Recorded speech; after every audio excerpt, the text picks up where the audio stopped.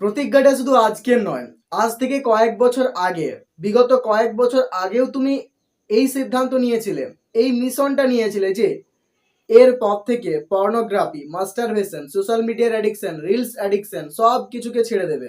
কিন্তু তারপরেও কি হয়েছে? হ্যাঁ, কিছুদিন পেরেছিলে। সেটা হতে পারে 10 থেকে 12 দিন পর্যন্ত একটানা তুমি এগুলো থেকে বিরত থেকেছিলে, নিজেকে কন্ট্রোল করেছিলে। কিন্তু তারপরে আবার এক ঝটকায় সেখানে ফিরে গেছো। এই সোশ্যাল মিডিয়ার অ্যাডিকশন, এই পর্নোগ্রাফির অ্যাডিকশন, এই মাস্টারবেশনের অ্যাডিকশনটা এমনই যে এখান থেকে সহজে বেরিয়ে আসতে পারাটা একেবারেই কঠিন।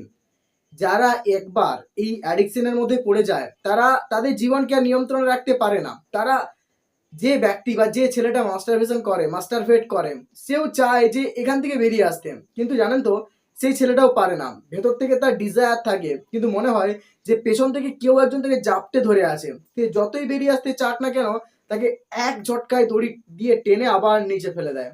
এই পর্নোগ্রাফি, মাস্টারবেশনের অ্যাডিকশনটা এতটাই, এখানে যদি একবার পড়ে যাও না, তবে এখান থেকে বেরোতে পারাটা একেবারেই অসম্ভব, কোনো দিনই পারবে না। আর তুমি ভেতর থেকে শারীরিক এবং মানসিকভাবে দুর্বল হয়ে পড়বে, তোমার কোনো কাজেই ইচ্ছা যাবে না, সবসময় অলসতা ফিল হবে, কাজ করতে উৎসাহ হারিয়ে ফেলবে, মানুষজনদের সঙ্গে মিশতে ভয় পাবে। এগুলো সবই মাস্টারবেশন আর অতিরিক্ত স্পামকে নষ্ট করার ফল। আজকের দিনের বেশিরভাগ যুবকরাই আজ মাস্টারবেশনে অ্যাডিক্ট, আজ পর্নোগ্রাফিতে অ্যাডিক্ট, আজ সোশ্যাল মিডিয়াতে অ্যাডিক্ট। তাই তারা তাদের জীবনে লক্ষ্যে পৌঁছতে পারছে না। জীবনে যখন মাস্টারবেশন, পর্নোগ্রাফি আর সোশ্যাল মিডিয়ার অ্যাট্রাকশনের মধ্যে থাকবে, তখন জীবনে তুমি কখনোই তোমার লক্ষ্যে পৌঁছতে পারবে না। যতদিন না পর্যন্ত এগুলো থেকে নিজেকে ঠিক রাখতে পারবে, ততদিন পর্যন্ত লক্ষ্যে পৌঁছতে পারবে না।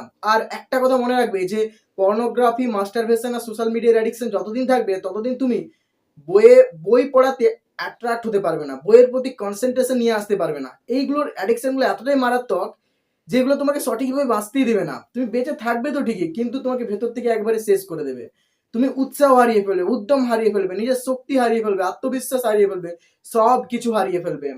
আর এখান থেকে একবার পড়ে গেলে বেরোতে পারাটা একেবারেই অসম্ভব। তাই যারা এখনো পর্যন্ত এর অ্যাডিকশনের মধ্যে পড়েনি, তাদের কাছে আমাদের রিকোয়েস্ট যে এই অ্যাডিকশনের মধ্যে আসো না, তোমার জীবন পুরোপুরিভাবে ধ্বংস হয়ে যাবে। যারাই অ্যাডিকশনের মধ্যে আছে তারাই বুঝতে পারছে যে এখান থেকে বেরোনোরা কতটা কঠিন।